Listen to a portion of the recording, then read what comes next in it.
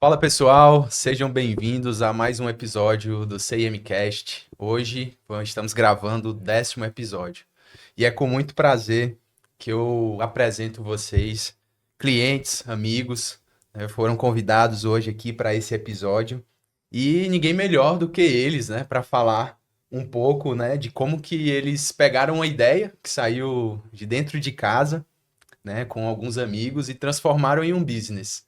Conosco hoje, Daniel Iqueda e Felipe Oliveira. Pessoal, sejam bem-vindos. Obrigado. Obrigado aí por Obrigado. aceitarem o Obrigado. convite.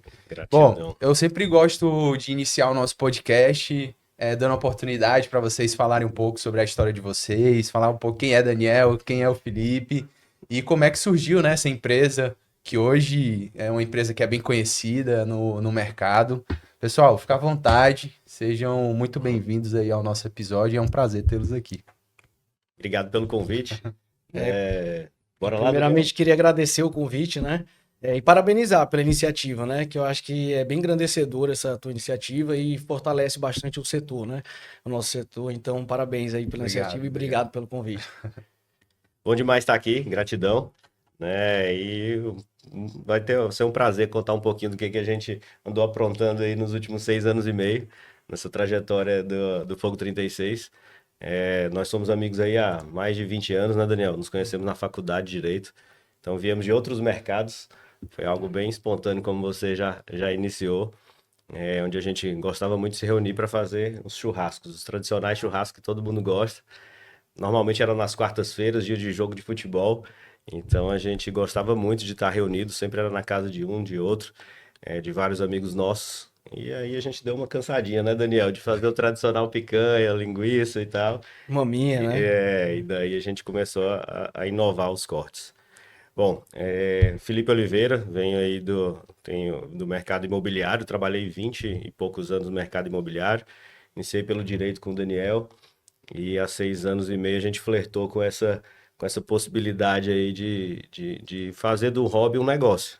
Legal. Daniel sempre motivou aí nesse aspecto. Vínhamos de uma veia meio empreendedora, Daniel até mais, de outros mercados, né, Daniel? Mas É, vou deixar ele se apresentar, que senão eu fico falando o tempo todo. Daniel Iqueda, como o Felipe falou, a gente se conheceu na faculdade de Direito, né? Que é a minha formação e a dele. E só que eu sempre fui muito apaixonado ali pela administração, né? Então, dentro no meio da faculdade de Direito, eu já buscava ali cursos, né? Cursos técnicos, enfim, vários outros cursos aí para poder me capacitar e assim que eu me formei, né? Eu já fui empreender. E aí começou a nossa história aí, já tive à frente aí de loja de presente, até de restaurante, já tive.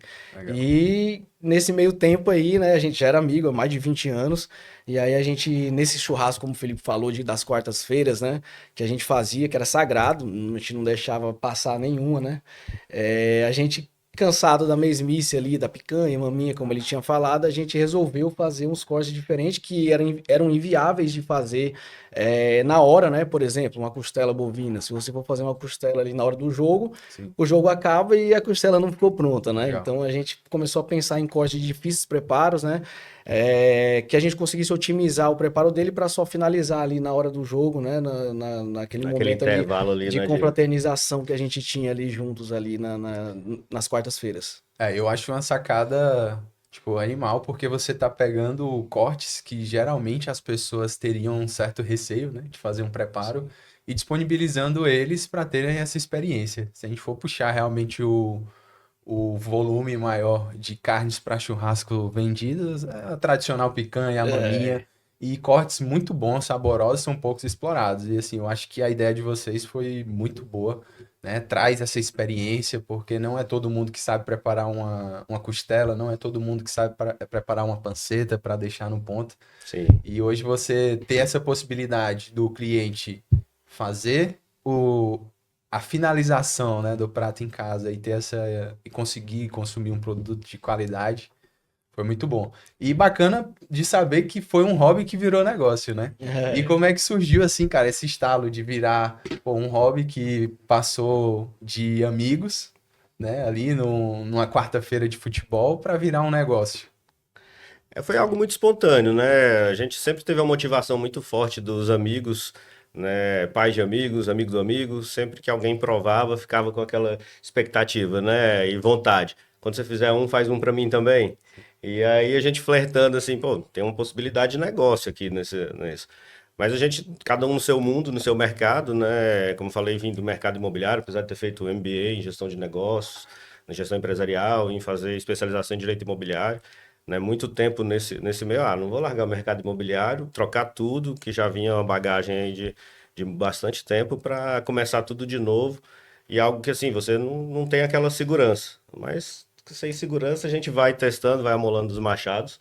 Essa máxima foi muito forte para a gente de fazer um MVP, né? A gente começou isso a criar corpo, né, Daniel, em fevereiro de 19 e a gente foi testando. E o primeiro corte foi justamente a costela, daí veio o nome do Fogo 36, porque o primeiro corte era a costela que demorava 36 horas para ser preparada.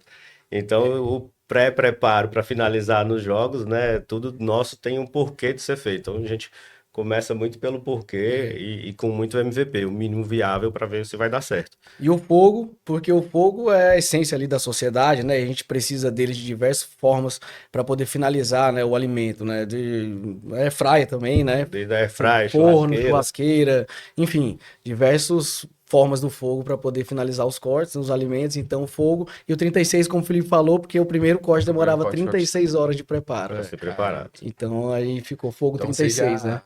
Para receber o pessoal na quarta, já começava domingo. Começava, eu acho que no sábado, porque iam aquelas visitas ao açougue, batia papo com o açougueiro, quero esse pedaço, selecionava, né? E aí fazia com muito esmero. Então, quando vinha, dava certo, a gente ficava muito feliz, porque acertar também, apesar de levar muito tempo, nem sempre você acerta com padronização. Sim.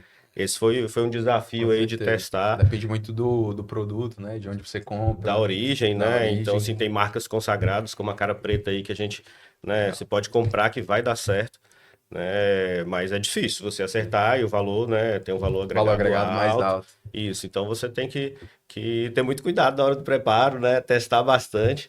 E acho que a gente consegue fazer uma entrega. Acho não, a gente tem certeza que a gente consegue fazer uma entrega muito boa, porque quando não está no padrão que a gente entende, não tá no capricho, então tem que tirar, não pode vender. E ó, os amigos que iam na quarta podem se considerar bons amigos, viu? Porque a régua era alta. Começava um sábado o preparo.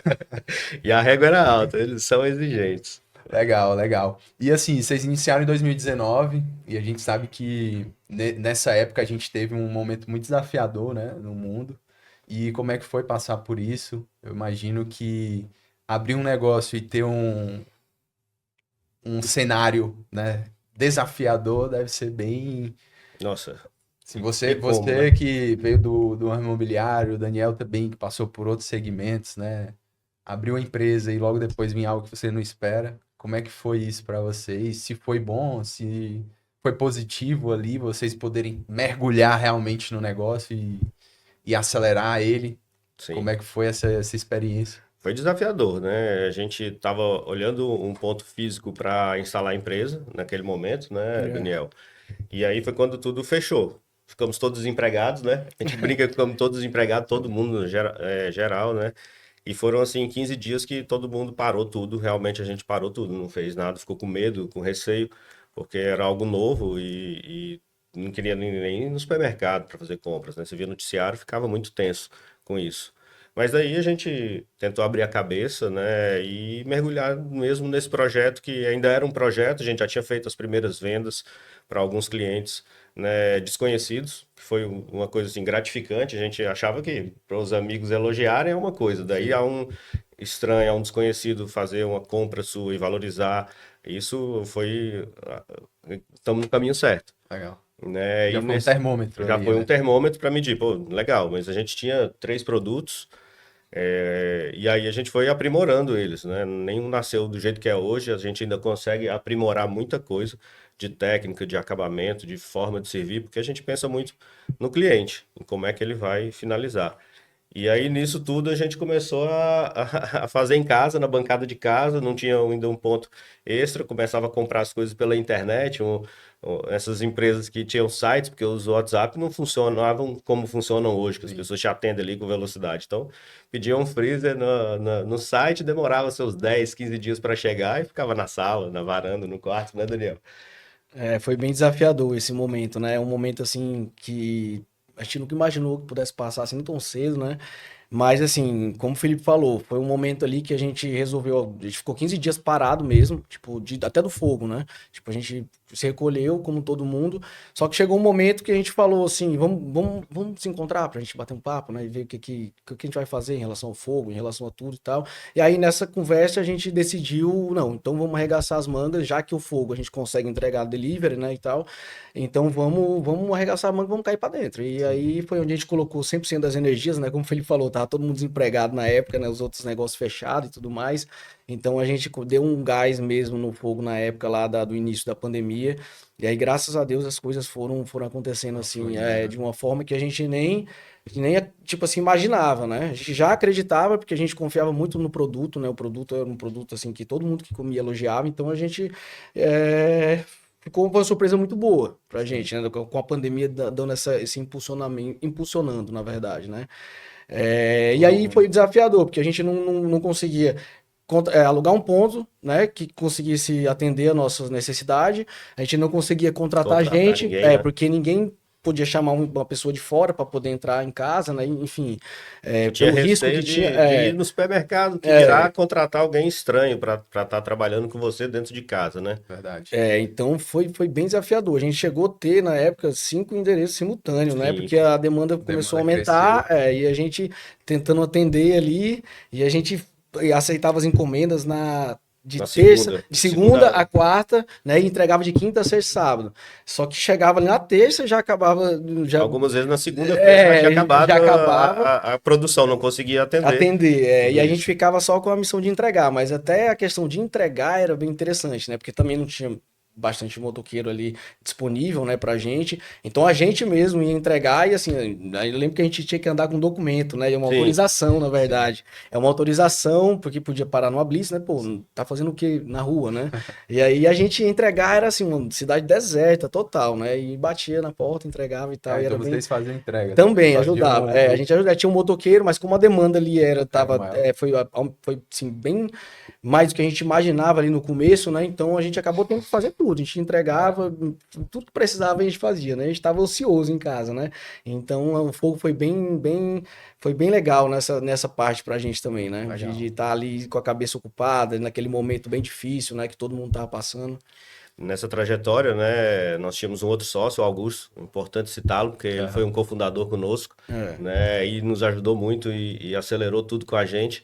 Então a gente estava na casa dele, na casa da mãe, na minha casa, na casa do Daniel, na casa do sogro. Então eram realmente vários endereços. Todo mundo envolvido. Todo mundo envolvido. A gente dormia 4 horas intercaladas, né, Daniel? Porque, tipo, a produção era full time a semana inteira. E como ele falou, segunda-feira abriam as vendas, quando dava segunda ou terça, muitas vezes esgotava. Se desse um furo de produção ou um erro ali, alguma coisa, a gente ia deixar algum cliente na mão. Graças a Deus a gente tinha uma certa margem de segurança, não deixava ali, vendia 99, mas deixava um item para trás para essa eventualidade. É legal, assim, falar sobre o início, né, da história, porque muitas pessoas não imaginam, né, como que foi. Hoje a gente vê, tipo, o Fogo 36, todo o aspecto de embalagem, inclusive, assim, parabéns pela embalagem, é um ponto, assim, que eu acho muito forte de vocês, muito bonito. Produto, assim, muita gente já conhece, é um excelente produto, mas a preocupação com o visual, com a qualidade, isso faz toda a diferença. E uma coisa que eu queria saber, como é que surgiu o interesse de vocês pela culinária, né? Porque aqui ninguém fez curso de nada, assim, era um negócio... No início, né? Não, no início hoje imagina que vocês devem ter se preparado muito, né? Sim. Porque o negócio foi criando corpo e vocês acredito que estudaram muito para poder lançar novos produtos e etc. Mas esse interesse pela culinária, vocês sempre gostavam, sempre foi algo presente? Ou realmente foi assim, um hobby ali do churrasco e vocês foram se aperfeiçoando durante lá de casa a tradição é de muito tempo, né? Eu nasci em Goiânia, mas moro em Fortaleza a maior parte da minha vida, né? Desde 95 que estou aqui. Então sou mais cearense que goiano, mas era muito tradicional nas casas dos meus tios, dos meus avós. Já tá com sotaque Meu cearense. pai, eu já perdi um pouco a identidade de sotaque. Quando vou para lá, não tem o sotaque de lá. Quando estou aqui, não tem o sotaque daqui. E era muito de berço mesmo essa questão de reunião de família e estar sempre fazendo comida, né? Então, para mim foi sempre muito natural isso. Desde os 10 anos, 8 anos, a gente já começava a cozinhar em casa, era muito estimulado para isso. E aí a gente já fazia isso naturalmente, né? Mas isso era muito empírico. Sim. E ao longo do tempo a gente foi estudando. Eu tive um contato também com um restaurante em 2009, quando fiz o intercâmbio, né? Mas era algo assim muito distante para quem estava em outro mercado de querer mudar tudo, virar a Sim. página dessa forma. A partir desse momento que a gente foi começando a ter esse projeto, a gente foi fazendo cursos, né? Estudando em outras línguas. Então a gente buscou muitas técnicas que não eram tão convencionais para o mercado local e brasileiro na época. Então, assim, estudamos muita coisa em espanhol, em inglês, e a gente foi buscar muito. A internet foi um mundo para ajudar nisso, mas os cursos também de gastronomia e especialização também foram muito, muito fortes nisso. Inclusive até culinária molecular, né? Que a É, gente já fez. essa É, foi bem diferente, né, como o né? Felipe Bem falou, enriquecedor. nós já éramos apaixonados pela gastronomia, né? Eu falo por mim, o Felipe também, que eu conheço há mais de 20 anos, e o Augusto também, né? Sempre gostou Sim, muito da gastronomia. Então a gente já brincava no dia a dia de cozinhar, né? Sim. De fazer preparos, não somente nesses encontros de quarta-feira, mas em casa também, buscar receita na internet, fazer, e também cursos, né? A gente já fez curso até de sushi, culinária molecular, italiano, então, assim, cursos técnicos, né? Mas nada assim muito falando de faculdade propriamente dito, né? Mas a paixão da gastronomia sempre teve dentro da gente, né? sempre Então, enraizado sempre mesmo. teve enraizado mesmo dentro da gente. Churrasco, principalmente, né, Felipe? Felipe pode Churrasco falar é aí de churrasco É como tradição. ninguém, né? Acho que eu fui o único que não deixei morrer às quartas-feiras. Elas Sim. ainda Ainda acontecem com existe. muita frequência na casa de amigos, então a gente Legal, continua mantendo aí essa tradição. É difícil perder uma quarta-feira. legal, legal. E pessoal, hoje a gente pode considerar o Fogo 36 uma Dark Kitchen? Acho que nós somos um mix, né, Daniel? É, Nós temos um controle, uns processos artesanais, mas um controle industrial. Sim. A partir do momento em que a gente começou a entender um pouco mais sobre as técnicas, sobre os controles sanitários, os padrões necessários da legislação, porque a gente se apoiou muito em profissionais da área, né? Então nós temos acompanhamento de engenheiro de alimentos, de nutricionistas, tem uma equipe muito grande por trás que ampara a gente e nos ajuda com isso. Então a gente passou a olhar como é que isso funciona. Então os nossos controles têm que ser industriais. A Legal. gente teve uma luta muito grande aí de mais de 2 anos para conseguir a certificação de inspeção estadual, né? Porque quando você trabalha com proteína, acima de 50% de proteína, você incorre na legislação, né, específica para isso. Então, hoje nós estamos mais inseridos numa parte industrial do que uma dark kitchen, que Ah, foi a legal. nossa essência, essência, né? né, Digamos ali assim, do né? começo. Porque a gente teve a experiência de estar numa dark kitchen nesses 5 endereços simultâneos, a gente experimentou, ver como é que funcionava isso. Logo em seguida, a gente conseguiu um endereço que é o que a gente atua até hoje, que já tem 5 anos. Legal. E a partir dessa bagagem, dessa experiência de outros profissionais que nos amparam e nos ampararam e nos amparam até hoje, a gente começou a ter os controles industriais para ter tudo medido, auferido da forma como a legislação determina. Os processos alinhados, né? Até para poder manter o padrão que, assim, uma coisa boa de nós três, né? É que nós somos aficionados por qualidade mesmo. A Sim. gente não abre mão da qualidade, né? Como o Felipe até brincou no início, né? Que se não tiver no capricho, como o pessoal diz, me vê um no capricho, né? A gente não tá no capricho, então não vai para ninguém. Não Vai. Não existe está essa no situação, padrão, não. né? Então, Então a gente não abre mão da qualidade. Isso é um dos pilares nossos e isso é desde o início e é uma coisa que nos move, né? Essa sim. fixação pela qualidade, pelo padrão, para estar sempre ali da mesma forma, né? Com um produto com um resultado que a gente Entende, desdenhou, né? isso. Legal. E eu tive a oportunidade de ir lá, realmente, assim, bem bacana o cuidado que vocês têm com os processos. A gente pôde visitar lá a sala de manipulação, toda a estrutura. Sim. Parabéns lá pela estrutura, vocês estão no caminho certo. E uma coisa que eu tenho visto também é a participação dos produtos no varejo, né? Como é que foi essa virada de chave aí, que antes passou de um negócio dos amigos para consumidores em geral como delivery, e agora a gente já vê o produto de vocês em grandes redes regionais, né, Sim. do varejo. Como é que foi essa virada aí? Vocês estão, acredito que seja um projeto que vocês estejam dedicando esforços, né, agora. Fala um pouco também sobre isso. Tem sido uma jornada desafiadora. A gente tem aprendido, a cada momento a gente aprende muito com o varejo. É outro negócio dentro do mesmo negócio. Legal. Né? A gente continua com o delivery, é um foco maior nosso, mas a gente tem aprendido muito com o varejo.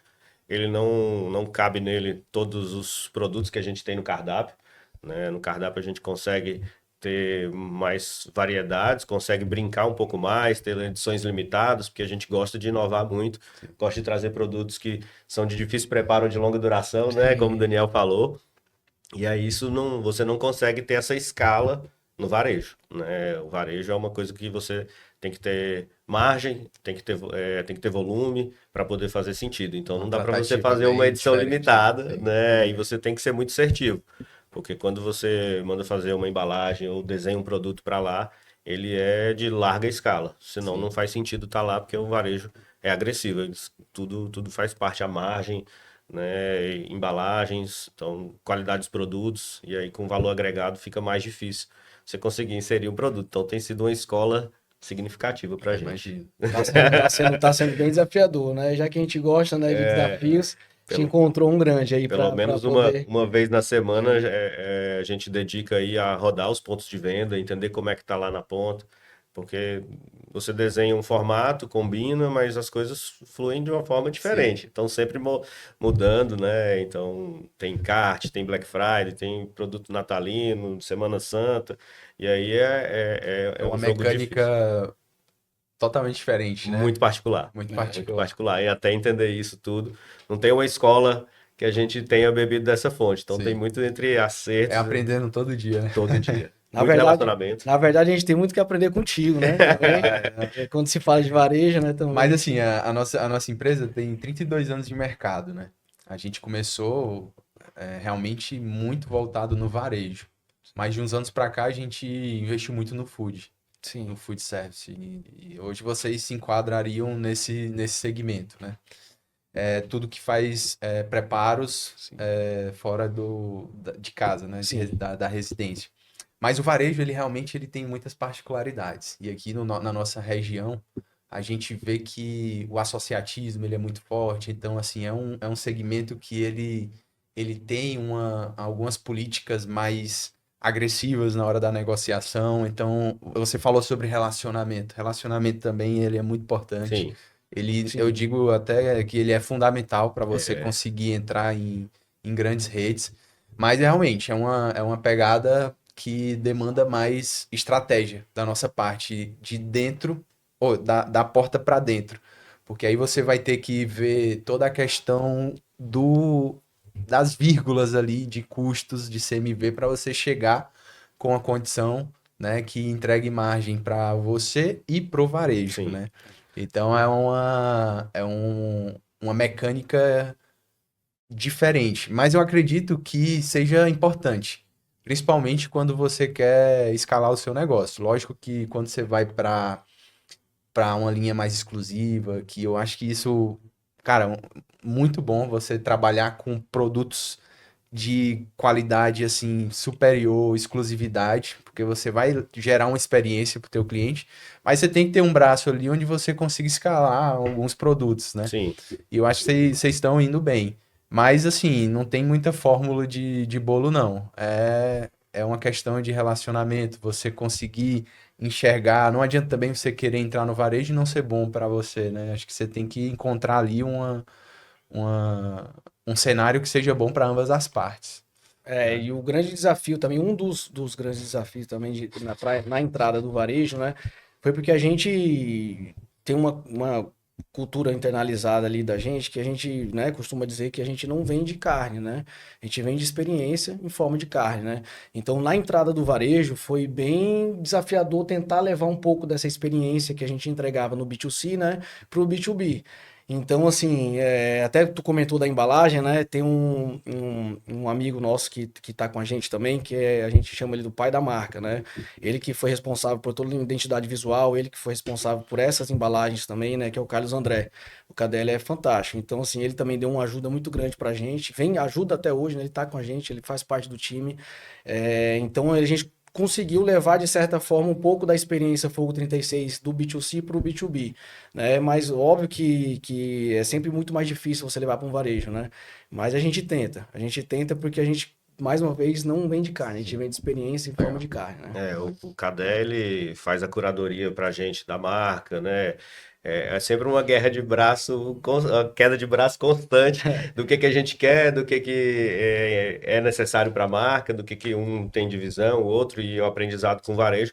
Até porque os produtos que giram mais no delivery e no varejo são São diferentes. diferentes, né? O mercado do food, como você falou, a gente tem alguns clientes do food, alguns clientes grandes, né, assim, restaurantes grandes em Fortaleza, marcas nobres de tradição, Legal. né, que a gente são mercados totalmente diferentes, são cuidados que você tem que ter, são margens diferentes, Sim. então não é todo produto que vai adequar a cada Vai se enquadrar segmento. aquele perfil, né, de cliente. Exatamente. Então a gente busca estudar muito isso, aprender muito, né? O relacionamento, margem, no varejo, o relacionamento, margem, o cuidado da embalagem. Às vezes a embalagem tá linda, mas lá na ponta a gente tem que se preocupar como é que ela chega, onde é que vai estar acondicionado. Isso. Então são muitos A detalhes. apresentação na gôndola faz total Faz diferença. total diferença. O local que está posicionado na gôndola, né? Não posicionamento. só. E aí envolve margem, negociação, para onde é que você vai estar inserido, qual a rede que faz sentido para o tipo de produto, de ticket que você está trabalhando.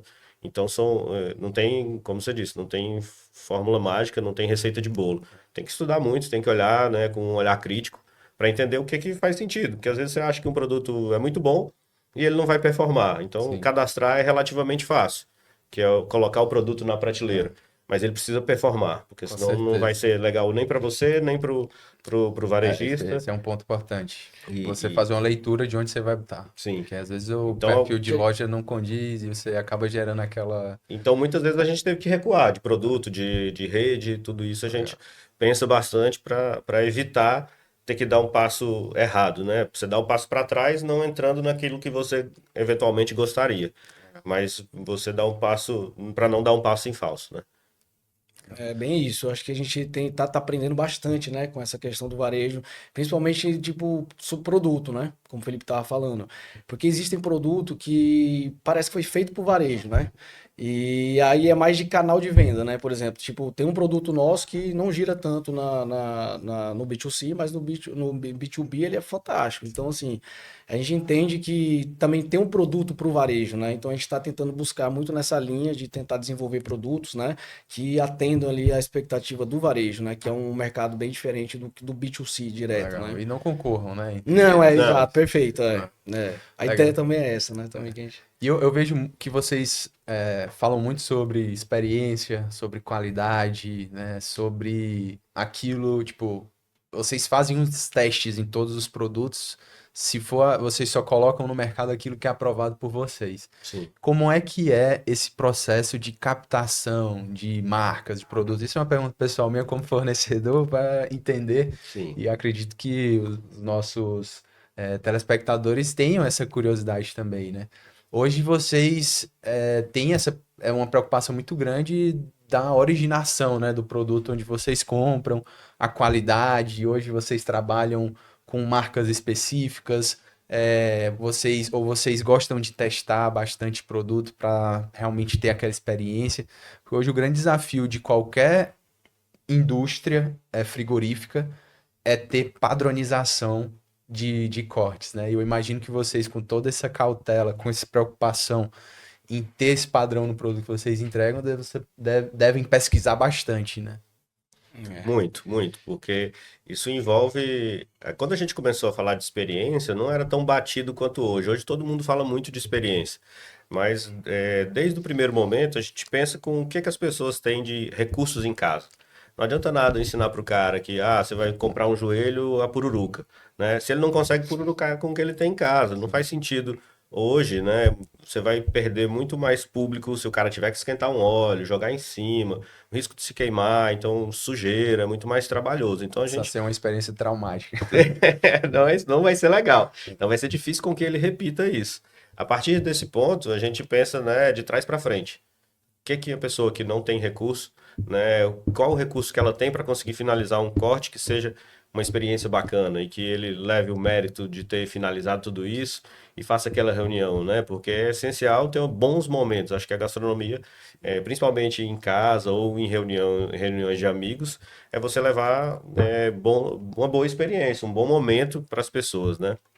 E fazer a homologação das marcas que a gente trabalha é árduo, né? É bom, de certa forma, que a gente tem que comer bastante, né? Justifica aqui um pouquinho o shape, Tem que mas estar sempre assim, experimentando, tem né? que estar sempre Testando. experimentando. E muitas vezes a gente olha, né? Ah, vamos fazer o meia-culpa, a gente executou de uma forma errada, porque a gente não acerta sempre, a gente erra muito. Sim, Mas a gente busca aprender muito com o erro para não deixar ele chegar lá na ponta. sim. Então, com isso, a gente busca homologar alguns parceiros. Os cortes que a gente trabalha não tem mágica, as proteínas são de extrema qualidade, né? Isso reflete no preço, não é só valor agregado aleatoriamente. Um joelho desse é um joelho Duroc, né? Uma raça super nobre. Para quem ainda não conhece, é comparado ao Angus dos O Angus. bois, né? Então, a raça equivalente. Um cordeiro é um cordeiro da raça Dorper, que já é uma evolução, onde ele ganha muito mais massa com a idade mais jovem, então ele tem uma carne mais macia, com um sabor mais leve do que o convencional. E tudo isso a gente, né, cortes que a gente trabalha como Angus, né? Então tudo isso é difícil de você conseguir ter essa proteína de qualidade. O Brasil é um produtor muito forte, Sim. mas é de muita commodity, né, Daniel? Sim. E isso é difícil você conseguir trazer isso. Então, tem muito de frete, de diferença de alíquota para trazer para De um cá, estado pro né? outro. Então, a gente traz proteína do Brasil todo. Então, é uma preocupação muito forte. E sempre trabalhar com produtos de qualidade, porque a gente não tem conservantes, não tem aditivos, não tem. O único conservante é o frio. E o É, sal, né? Mas o sal Pra até que a gente brincar, põe né? muito pouco, né? Porque o sal, depois que você salgou ali, não volta. Então, Sim, tanto é que a gente manda um sal específico. A granulometria que a gente desenvolveu é específica nossa, a gente não consegue comprar isso, então a gente legal. compra ele de uma É forma, um vai ter um. cuidado de desde o produto, realmente, para toda a experiência, né? Sim, Desde a embalagem do produto, e do isso foi tempero. desde o princípio, né? Então não adianta nada você ter ali uma embalagem bonita, chegou no meio do caminho, tá toda amassada, toda rasgada. O sal tem que ser um sal que adeque para o que você está finalizando, né? Como orientar isso, que a gente tem esse cuidado também para o cliente lá Sim, na ponta. Então são muitos detalhes que a gente se preocupa com isso, pensando de trás para frente.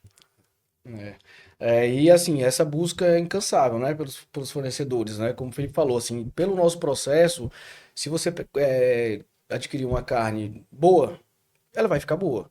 uhum, Mas assim, se você pegar uma carne excelente, ela vai ficar excelente. Então como a gente não abre mão da qualidade, a gente tenta buscar sempre os melhores fornecedores, as melhores marcas, né? uhum. Enfim, e testar. A gente testa bastante. A gente não só testa para homologar, como a gente testa também a amostragem, né, dos lotes. Sim. Semanalmente a gente tem lá no fogo os almoços, né, na quinta-feira e aos sábados, né? A gente almoça com os funcionários, todo mundo prova dos lotes, separa os lotes, né, faz a amostragem e aí a gente faz o almoço para todo mundo, né? Todo mundo Legal. dá o feedback, dá opinião, vê o que eles fizeram, também ajudaram a fazer, né? Porque eles fazem parte de tudo isso, né? Eu acho que sem eles nada disso era possível hoje em dia, né? Porque a gente ganhou uma escala que a gente precisa de pessoas, né? Então, assim, eles têm que saber o que eles fazem, eles têm que provar, têm que dar o feedback. Isso pra gente é muito importante, né? Eles que estão ali também na linha de frente, né? Então, a gente não abre mão de testar os produtos para ter certeza do padrão que a gente vai entregar para o nosso chefe. Então, às quintas e sábados, a gente faz esse teste de fornecedor e de qualidade de lote, né? De teste de lote. Faz Produto. parte Poder. da Da cultura, rotina, né, de da vocês. cultura envolver todos os colaboradores, Então, todas as pessoas, para que Eu eles tava, provem. eu tava dando uma olhada em alguns dados, né, de frigoríficos e assim, hoje o grande desafio é padronizar, né, produtos. A gente sabe que um animal, cada indivíduo tem a sua particularidade, né? Então tem um sim. animal maior, tem um animal menor, tem um animal que apresenta maior marmoreio, tem um animal que apresenta um menor marmoreio. E mais uma coisa que influencia bastante é a alimentação, Sim. principalmente no sabor da Da carne, né? cara.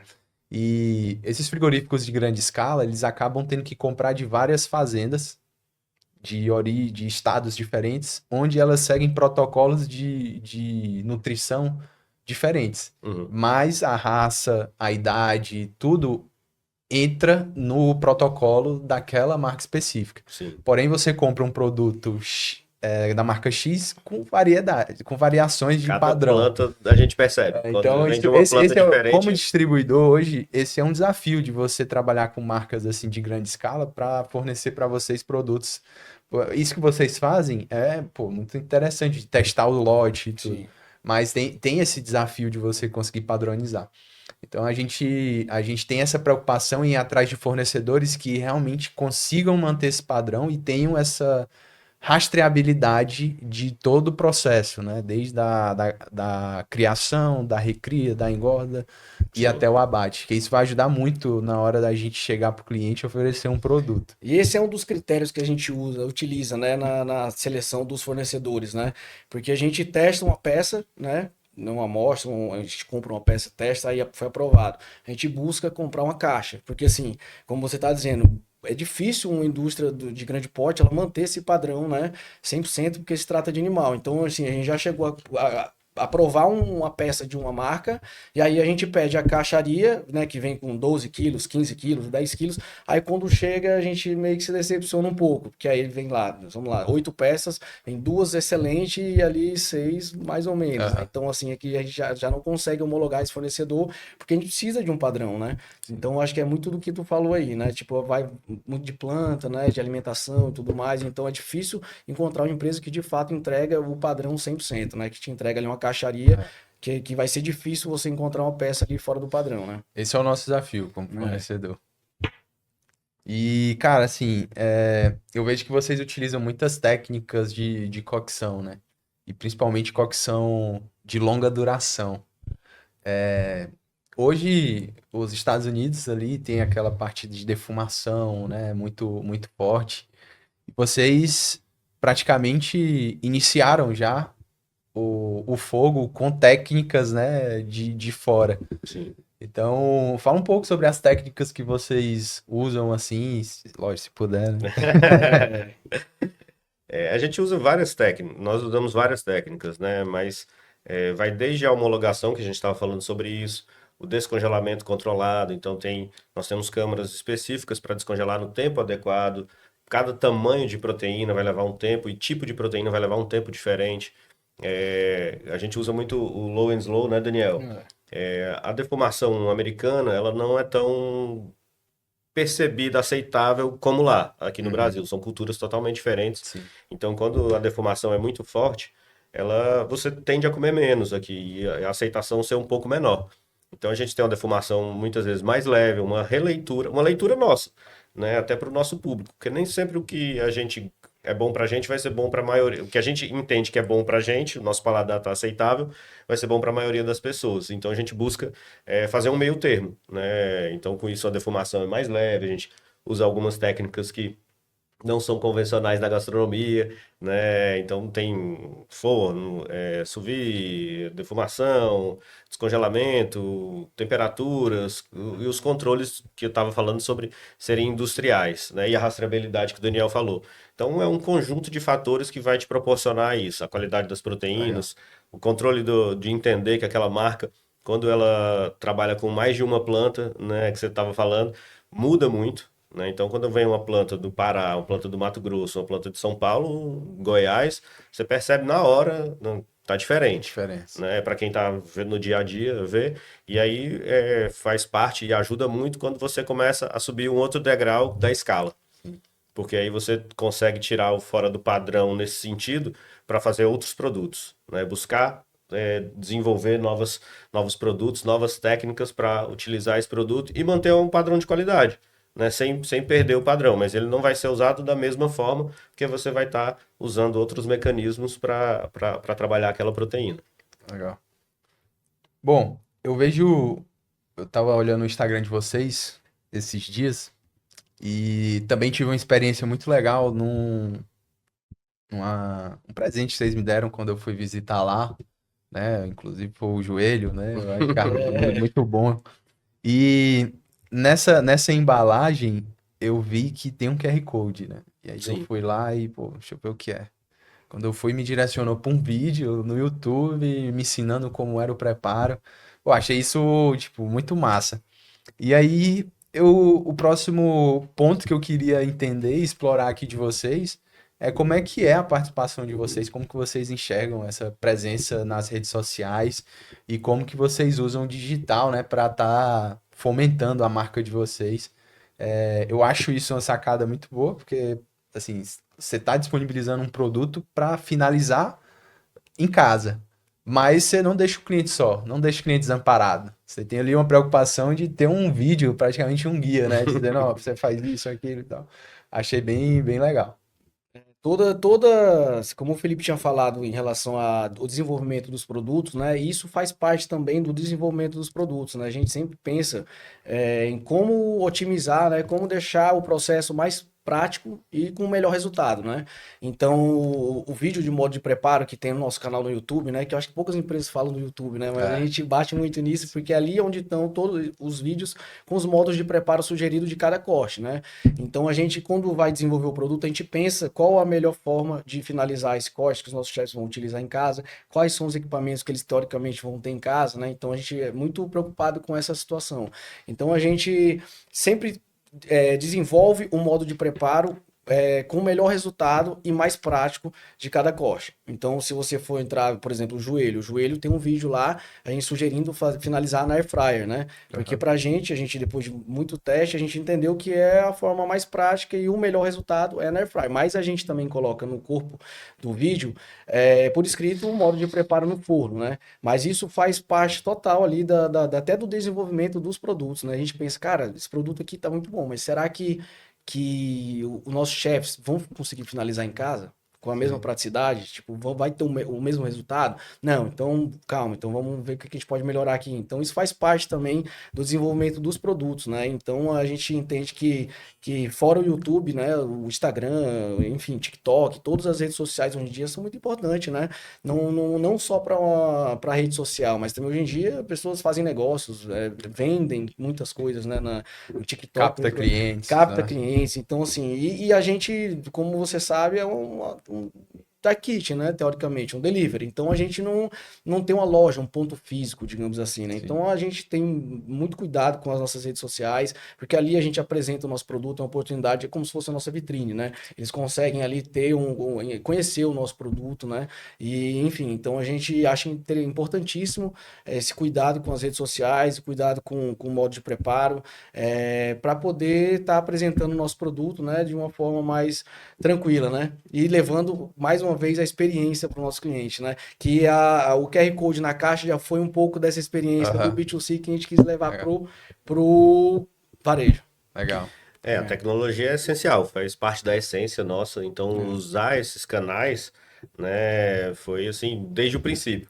Então as pessoas olhavam assim, eu quero um manual escrito e tal, então foi mais uma forma de você conseguir levar as pessoas para um método, uma metodologia mais fácil de apresentar, dela Sim. entender, porque hoje em dia todo mundo tem acesso ao YouTube, bastou apontar o QR Code como você fez lá, clicou no link que Já abre. aparece, já vai abrir, o vídeo tem que ser curto, porque senão fica muito massivo, você não quer assistir aquilo É. tudo, né? Então tende a ser ali 1 minuto, às vezes passa um pouco, né? E aí você consegue também gerar mais tráfego para trazer as pessoas. A Aham. gente não gera só modos de preparo, a gente busca também mostrar a qualidade das proteínas. Tem os shorts também que vieram depois do que a gente começou para levar isso para mais longe. Né, mostrar que é possível fazer um cupim em 15 minutos na airfryer, né? O polvo lá, que foi uma edição Oxe, limitada, 15 minutos comer um cupinha, isso aí e ninguém acredita, quando aparece lá no YouTube e muitas vezes vai para outros locais que a gente não atua, as pessoas falam lá que é mentira, aquilo não Sim. existe, né? Um polvo em 8 minutos na airfryer, né? 10 minutos. Então, assim, uma coisa... E ele tá macio. A praticidade realmente é algo muito forte na marca de vocês. É a essência, né? Tem É. que ser prático. Se não for prático, não... Muitas vezes a gente deixou de fazer produtos ou Sim. de lançar produtos porque não eram práticos ou não iam ter Aí instrumento. esse é um cuidado que vocês têm que ter, né? Sim. Porque não adianta também pensar em algo que, pô, vai demorar 1 hora pro cara fazer. Às vezes o cara quer comprar e já quer É, comer ali de imediato, né? Sim, então é desafiador. Então, até a gente mostrar isso através de um vídeo foi muito didático para as pessoas aprenderem, né?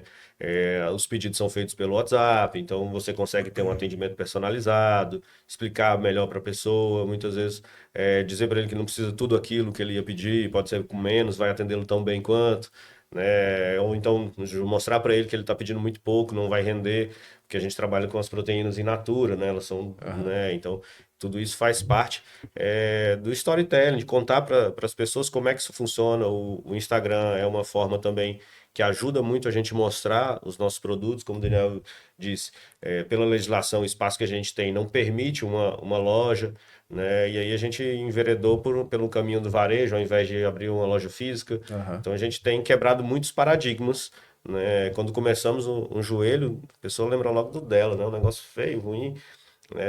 Muita gente fala que não gosta. Mas aí quando você fala assim, e do pernil, você gosta? Aí gosto. Pô, mas o joelho é um pedaço mais nobre do pernil, né? Aí já começa a quebrar esse paradigma e mostrar que tem algo mais, que pode provar que vai ser legal. É que um dos grandes desafios que eu tenho como fornecedor é quebrar alguns paradigmas de cultura mesmo. Então, assim, a gente traz cortes diferentes, mas as pessoas ainda não se permitem ter a experiência, por exemplo. Eu não caio assim, eu não aceito entender que aqui, por exemplo, as pessoas não têm a cultura ainda de comer um assado de tiras, por exemplo.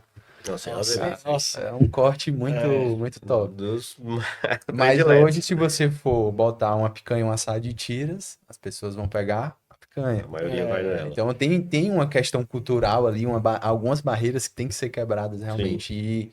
E a nossa empresa hoje, ela vem investindo muito nisso, né? Em tentar quebrar algumas barreiras e fazer as pessoas conhecer o novo. Sim. Trago cortes aqui que às vezes, pô, já tive alguns prejuízos por arriscar, mas outros já dão Faz parte. certo, faz parte de todo o negócio, né? Mas é um desafio que eu coloquei assim para a gente mesmo, para nossa empresa, de fazer com que as pessoas tenham experiência com cortes diferentes, né? Além do tradicional. E, se eu não me engano, vocês têm uma comunidade, né? Também. Um dia eu tava conversando com o Daniel, ele disse, pô, não, tem um nome da comunidade, é os chefes. São os nossos Pô, chefes. você é o chefe, né? Você é o chefe e tal, é a É. comunidade, que às vezes tem produtos que vocês lançam mais para eles ali, né? E Sim. existe essa comunidade, assim, de clientes mais próximos? Na verdade, a gente tem os Masterchefs. Ah, Masterchefs, os isso. Masterchefs, né? Que são os clientes que estão com a gente desde o início, né? Então a gente tem uma proximidade com eles que alguns já viraram até vários amigos. Muitos né? viraram amigos. Viraram né? amigos, né? Que falam com a gente até hoje, tudo. Então, assim, Legal. a gente criou um laço, né? Com essa turma, né? Então a gente tenta qualquer lançamento, qualquer ação, que a gente faz muita ação de brinde também, né? Sazonais. A gente tenta sempre passar em primeira mão para essa turma, né? Prestigiar Pra essa turma, né? né? Os clientes de mais recorrência, né? Que É, confiam no nosso trabalho aí, que estão com a gente há muito tempo. Então, eles são... A gente sempre tem um canal mais próximo. A gente busca ter essa comunicação mais próxima. Nem sempre a gente consegue tudo que a gente gostaria, né? Mas a gente busca tá bem próximo e levar novidades, inserir tudo isso que você falou dos cortes nobres. A gente tenta, alguns aqui já tem meses antes que a gente vai tentando, mas ainda estão na agulha.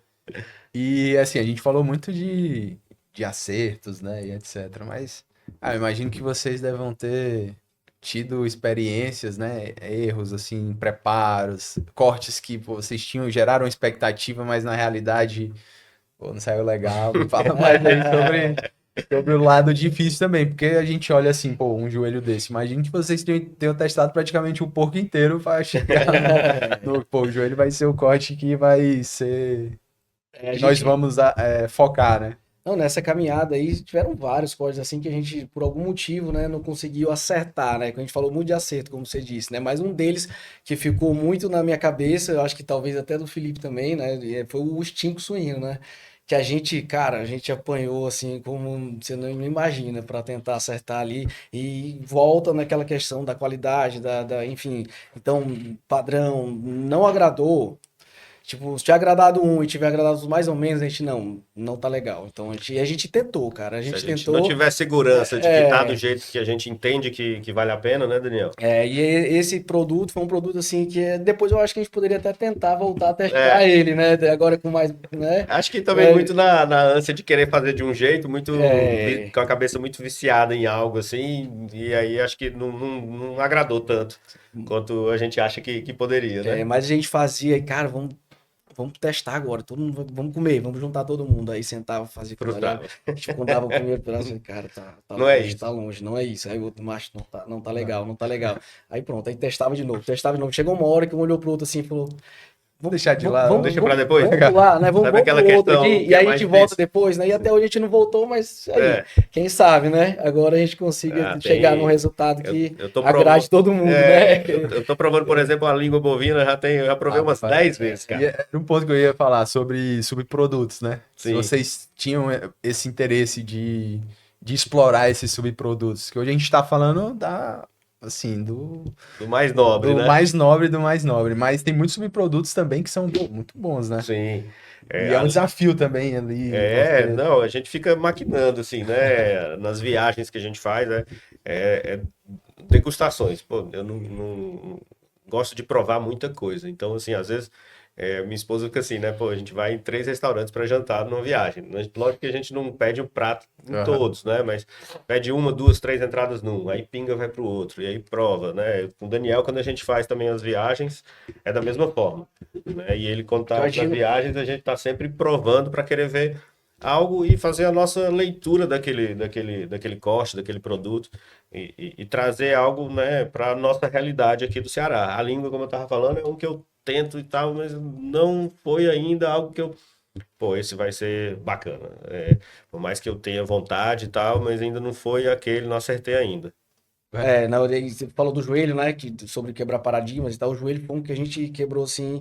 Foi bem, bem legal o case, né? Tipo, Sim. joelho, será que. Tipo, até a gente falava assim, não, mas o produto tá muito bom, cara. Vamos lançar esse joelho. E na época, eu acho que você encontrava joelho só, acho que no alemão, tinha um restaurante alemão, né? Sim. Que eu acho que hoje em dia até fechou. E no interior também, eu acho que tinha um cara que faz um Não, joelho. e a galera devia fazer cozido, né? outra Outra pegada, é outra pegada. Então, assim, e hoje em dia, assim, óbvio que não foi só a gente, né? Mas, tipo, depois várias outras pessoas foram fazendo também. Hoje em dia se encontra joelho em todo lugar. In Se você natura. vai, in natura, você não via joelho para vender in natura e no açougue. Hoje em dia, não só o joelho, né? Talvez o pernil ali todo, né, e tal.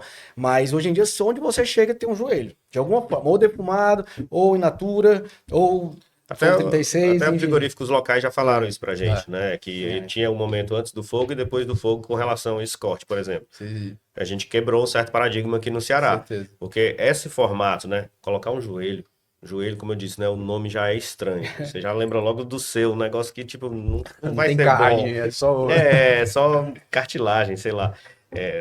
Cartilagem e tal, não deve ser legal. E colocar isso no airfryer há 6 anos atrás. Então era uma coisa E tipo. ainda pururu. Então não tem isso. Esse Então, cara Várias tão louco, complexidades.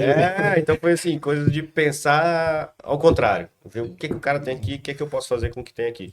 Porque, eu vou fazer uma pururu com maçarico. Quem é que tem um maçarico? Cuidado, Difícil, o óleo, né? então Na difícil boca do fazer. fogão, né? Isso é realmente. Tem muita história legal para contar. E assim, vocês ajudaram a trazer uma cultura de consumo, mas imagino que deram uma inflacionada no preço também, né? Sim. Hoje, geralmente os subprodutos, eles tendem a ser mais baratos, mas assim, questão de mercado, a lei da oferta e da demanda. Aumentou a demanda, meu amigo, Até pra não tem gente, o jeito, preço é. que a gente comprava era menos da metade do que é hoje, né? Então É. já é tipo quase 3 vezes do que a gente comprava lá atrás. E uma coisa que eu gosto de falar para os clientes, porque assim, às vezes eles perguntam, pô, por que que subiu tanto esse preço, né? Só que se a gente for parar para pensar, por exemplo, vamos trazer a picanha que é a mais tradicional. Um boi só tem 2 picanhas. Sim, E se você ver percentualmente falando o que que representa a picanha no todo, é muito pouco. né? 1%, 1,5%, É muito 2%. É muito pouco. Então, por isso que a picanha, ela é cara. Então, quanto maior a proporção do animal, por exemplo, costela. Costela já é um item mais acessível do que uma picanha. Porém, ela tem um peso, uma participação no todo do animal que proporciona você praticar, né? E pegando um pouco do gancho do que tu falou, a nossa costela Prime, a gente tem essa dificuldade também, né? Do Uhum. valor ser um pouquinho mais alto e tudo mais, porque é a costela do dianteiro, né? Sim. A costela Prime nossa é do dianteiro. Sim. Então, como a picanha, você só consegue retirar 2 do boi, né? Sim, Então, também por isso que ela tem um valor agregado. E quando tira, muita gente faz o assado de tira, sim. né? O assado Então, de tira. que tem um valor agregado maior Maior. ainda e tal. Então, é mais interessante pro comércio, né? Então, a gente tem uma dificuldade tanto de preço com a nossa costela Prime, tanto quanto de entrega também. Vocês Porque gostam de arranjar também uns problemas pra Pronto, você. né? Pô, vamos fazer costela, uma costela do dianteiro, já é difícil. A gente fazia muito a janela, né? Que é a Aham. costela que a gente chamava de tradicional. Só que a gente esbarrava muito no problema de que ela é muito grande, então ela tem partes diferentes Sim. no Texturas boi, texturas diferentes. diferentes, quantidade de gordura diferente. E o consumidor convencional, ele não enxerga isso da forma, né, que o animal se apresenta. Então, por mais que ela tenha ali 11 quilos, você tem várias partes nela para Sim. poder conseguir trazer a experiência para o cliente. Então, às Perfeito. vezes, o cara vinha reclamava que ela estava muito gorda, né? Particularmente, eu gosto da mais gorda, porque ela tem um sabor Aham. mais particular, mais presente, né? A gente tem um gosto diferente. Cada um tem um gosto diferente. Então, eu tenho aqueles clientes, pô, eu quero aquela tradicional, faz para mim daquele jeito. Mas aí, como é que eu consigo escalar isso se eu vou ter uma perca muito grande? Então, Sim. o E se CMV você vai for atender a necessidade nichos, de né? cada cliente, aí você não vai conseguir, né, escalar o... Escalar, isso. E aí o CMV vai lá para cima, Com né? Aí como certeza. é que você vai aproveitar isso? Como é que você vai mudar? Então você tem que ir tendo uma padronização. Para isso você precisa escolher partes mais nobres, né? Partes específicas e isso traduz no preço. Mas quando você olha, né, quantas pessoas comem muito bem naquele corte. Então quando você divide isso, o preço não é o que se imagina, Uhum. o que se acha ali na ponta, né? E a gente trabalha muito com as proteínas o preço dela é in natura. Então, quando você vai para um restaurante, você já pegou ela tratada, lá não fala a gramatura, né? Então tem esse Não, meio com que certeza. choque. E é um ponto importante que você tocou, porque, assim, quando você compra 1 quilo de carne in natura, ela não se transforma em 1 quilo de carne pronta. Pronta. Então você tem todo um processo de rendimento ali. Você Sim, vai ter perda de líquidos, né? Do tamanho. Proteína, na sua grande maioria, é água, né? Então, se você sim, coloca sim. para cocção, ela vai, pô, diminuir ali de vai tamanho perder 30, 40, 30, 50, 40, 50%, né? alguns até mais. Quando você fala do polvo, né? É. É O um. polvo é um assim que É, eu sempre fiz ele comprando lá no mercado, ia fazer. E pense era um trabalho muito grande fazer o polvo, né? Além de acertar o ponto, levava vários minutos, se não hora, para você acertar, que na Vocês, panela de pressão era vocês uma gostam loteria. vocês gostam do Do problema. desafio, do desafio. E aí, quando você cozinha ele em casa, você coloca normalmente numa panela ou na pressão. Quando você coloca ele na pressão, não tem água.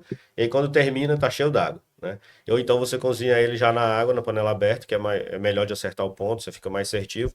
E aí você não percebe o tanto que perdeu.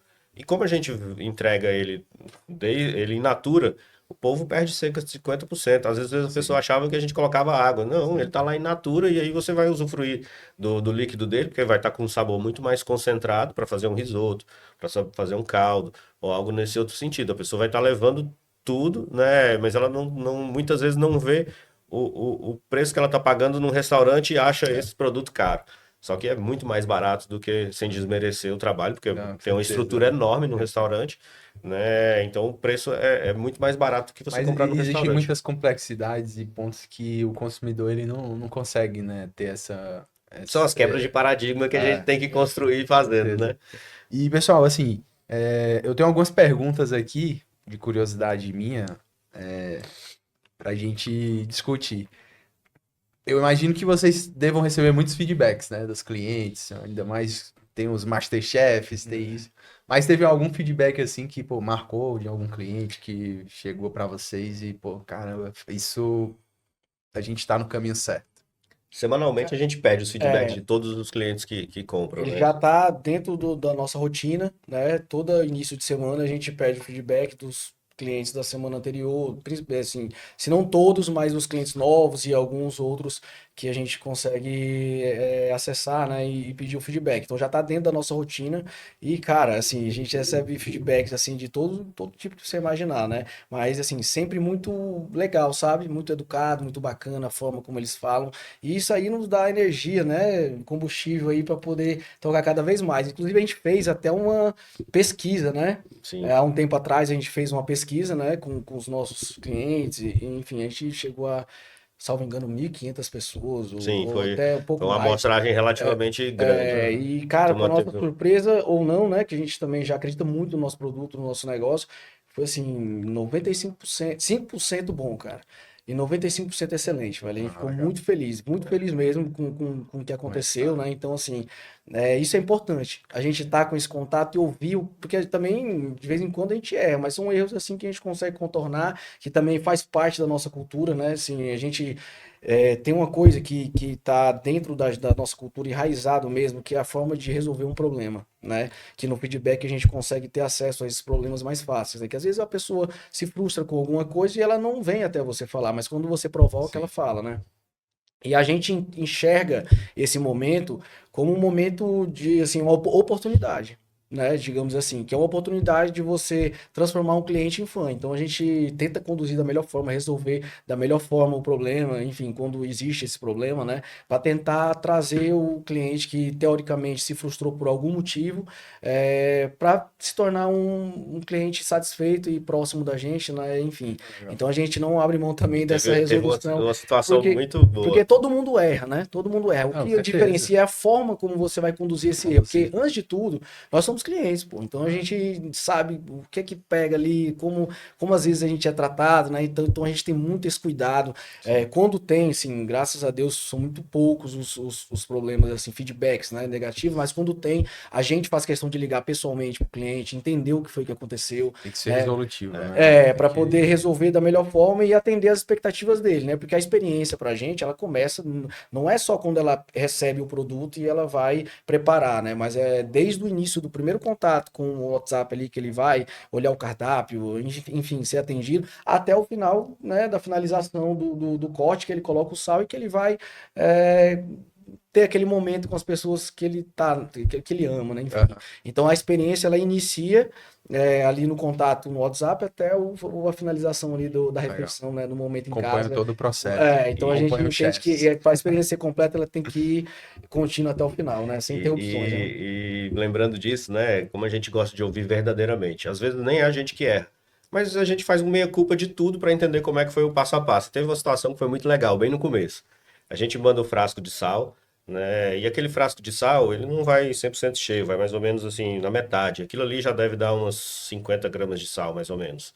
Que é o suficiente para salgar 3, 4 cortes, bem generoso, para quem Aham. gosta muito de sal e vai ficar Até salgado. mais. E aí teve um cliente uma vez que comprou uma costela, cara. E aí ele pegou uma costela de 1 quilo, pegou 50 gramas de sal, enfim. E aí ele, como é que foi a sua experiência e tal? Ele, não, foi ótimo, a costela tava muito macia, tava muito saborosa, mas achei um pouco salgada. Mas como assim você achou um pouco salgada? A gente manda quase nada de sal, é o mínimo possível, né? E aí ele, não, é porque eu peguei um potinho e virei em cima. Eu acho que eu coloquei um Ah, pouquinho demais. Aí, putz. Aí a gente aprendeu com isso, sim. né? Nem fazia sentido, mas a gente mandou uma outra costela para ele na época, isso faz assim, 5 anos. Como o Daniel estava falando, a oportunidade de tornar o cliente fã. Sim, E legal. acho que a gente conseguiu encantar, né? E aí fizemos o meia-culpa e aí a gente aprendeu que no modo de preparo tem que colocar o sal a gosto. É É aquela importante. história, o óbvio tem que ser Tem que ser, dito, O né? óbvio tem que lógico, O ser é óbvio dito. tem que Não ser verdade. tinha dito, nada. né? Então, assim, fizemos o meia-culpa de aprender que todo detalhe é importante. Pode ser óbvio pra gente, mas para o cliente lá na ponta nem sempre é. Legal. E corte favorito hoje pra vocês?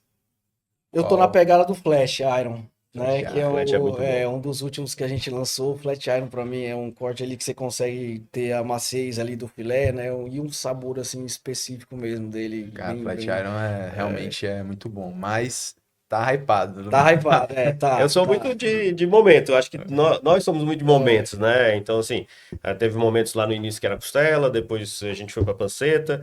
Eu gosto muito ainda do brisket, do granito, do peito Por isso bovino. que tinha Eu bom. acho muito E bom. corte que vocês não gostaram, assim, uma experiência que vocês não tiveram muito boa. Difícil. Um corte pra gente. Eu tô tentando me redimir com a língua, né? Ah, Com a língua. Eu acho que determinadas formas de fazer, ela vai ser melhor. e assim, um corte que parece ser fácil o preparo, mas, cara, é um desafio fazer ele, entregar. Do fogo, se não for na airfryer, a panceta, para você conseguir acertar a pururuca, dá um trabalhinho. Parece ser simples, mas Eu para acho que Quando acertar. a você, pururuca em si já é um negócio. É, quando você olha pro cardápio do fogo, se for para você fazer do zero, eu acho que você se assusta, né? Porque tirando o flat iron, talvez os outros você tem vai ter uma alguns dificuldade, desafiadores. dificuldade de acertar. A panceta, como o Felipe falou, a própria costela para ficar ali saindo os ossos, né? E tudo, Sim. você tem que ter vários processos, né? De você deixar ali cozinhando Tempo, ali, paciência. paciência, exatamente. E nem é a certeza de o resultado ser bom, né? Talvez não fique ali como você gostaria. Então a gente essa questão do padrão pra gente é muito interessante para entregar para os chefes, né? Porque quando você vai fazer em casa do zero, você leva tempo, trabalho e às vezes não fica como você gostaria, né? E uma pergunta aqui que eu acho polêmica, porque quando a gente vai comer carne, a gente discute muito ponto, né? Sim. Como é que vai esse ponto aí do ponto 36? É um ponto, porque vocês têm que, lógico, colocar ali um ponto para que o cliente consiga finalizar, né? Eu sou da turma do ponto menos para mal Ponto mesmo. passado, mas eu sou voto vencido na maioria É, dos casos. Então a gente busca entregar um ponto mais, até para as filmagens, né? Quando a gente faz, a gente tenta deixar no ponto, ponto ao ponto certo. mais ali, mas não pode ser demais também, porque você perde todo o sentido. Um boi morreu em vão, né? É verdade.